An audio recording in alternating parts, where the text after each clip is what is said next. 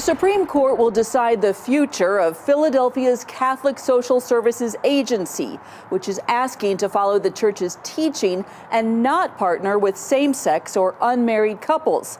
It's a high-stakes religious liberty fight. So what we are contending for in this case is that Catholic social services have an equal right to participate in the public square, and the way that they are participating in the public square is by serving the most needy amongst us, which are children without homes. And the Supreme Court told us when they said that the Constitution requires same-sex marriage that, of course, the law will protect those who have a different view in their religious or their moral conscience.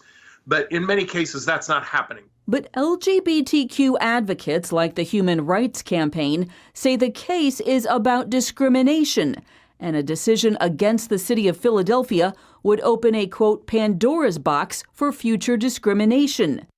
Andrew Walker, a professor of ethics at Southern Baptist Theological Seminary and a fellow at the Ethics and Public Policy Center, disagrees. Discrimination implies locking people out, a class of people out from an entire industry, and that's not what's going on. What's going on in Fulton versus Philadelphia is you have one adoption agency that is wanting to operate according to its beliefs.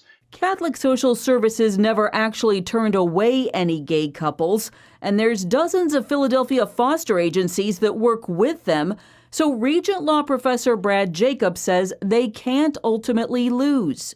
They can adopt either way. They don't need Catholic Social Services.